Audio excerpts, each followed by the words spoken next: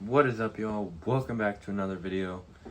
In today's video, I'm going to be showing you guys this portable party speaker versus, it's pretty much just a pre-built versus built party speaker.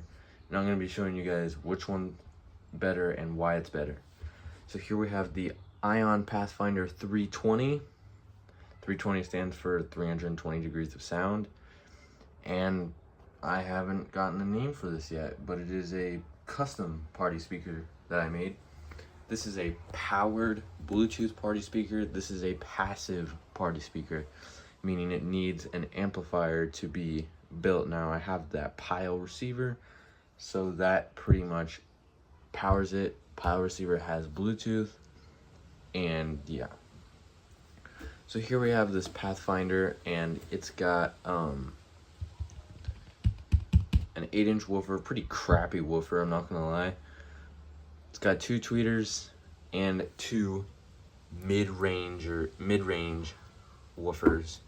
These have such a bad crossover on them. They are honestly just like tweeters, bigger tweeters, and these are just, you know, there's no point in having these if you have this. These don't absolutely do anything. In fact, I can't hear anything coming out of these. And this is the custom party speaker. This is a Yamaha surround sound speaker. It's got 2 woofers as well as a tweeter.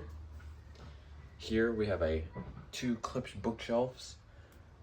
One has a horn tweeter and then 2 mid-range drivers. This one doesn't have a tweeter because the other tweeter is broken, so I ported this one with a bigger port. And these just sound amazing, you know. We have the foam around the basket of the woofers. I put gray screws. I feel like having gray screws on there. You can see my mounting I have. I just used 2 pieces of MDF wood that I painted and then used screws to mount them. I did glue the bottom of these together and sandwiched them so that it would kind of give a better connection. Here for the little Yamaha, we do have these mounted with some brackets. Pretty cool brackets I found. And yeah. So the difference between really this speaker and this speaker is this had covers and I lost the covers. These covers were metal and could only be held on by screws. These, you can just put them on and take them off. And this is so much better. Now this is kind of like a tower looking party speaker. This is kind of a more so portable speaker. Now let me show you the downfalls of this and the pros of this, as well as the downsides of this and pros of this. The first one being it absolutely sounds horrible. This, oh shoot, where is it? Ah, here it is. This little Altic Lansing party speaker, but just has 1 woofer and a passive radiator, which sounds really good. Sounds better than this. And look at the size.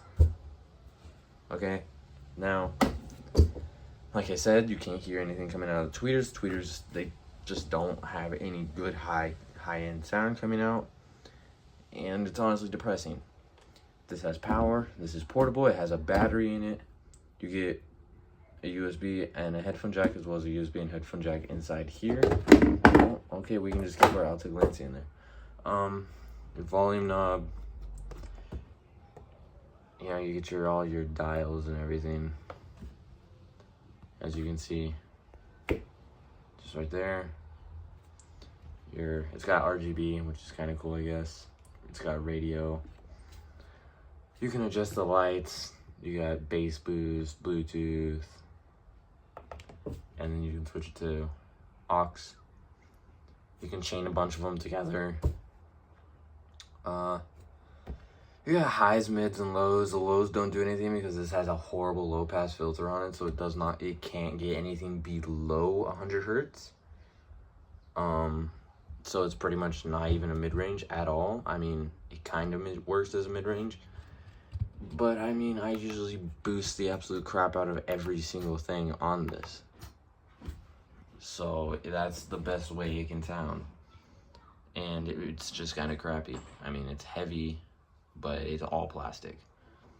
Now this guy, you know, it's got a plastic port, but it's made of MDF wood.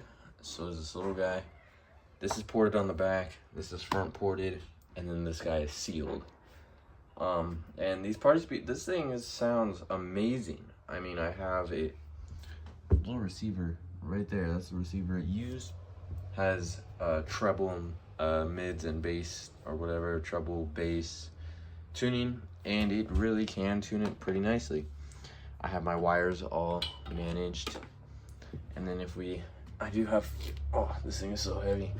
I do have foam feet on the bottom, but here's how this thing is wired. I have wires going from the Yamaha, and then they go down to this terminal here on the clips. They share a terminal. This is a separate terminal, and then they all go and connect into one wire. So that's pretty cool. It allows them to, you know, connect easier. The total power, this Yamaha is 100 watts max. Each clip is, I believe, 200 watts max, 150 continuous or 150 RMS, and then this is 50 RMS. So they do deliver quite a bit of power. I gotta clean this thing, it's pretty dirty, but yeah, absolutely love this thing. Never use this because it's just, I don't even know. Like the ports, they don't work. Only the air comes out of this thing, and this isn't fake. I mean, this goes into the cabinet, but like majority of the air comes out of this, and like tiny bit comes out of this. This would be better off either one port, or it'd probably even sound better sealed, if I'm being honest. And I kind of want to take the board out of this because it's just a decent amplifier board, but I don't know. We'll see. But yeah, there you go.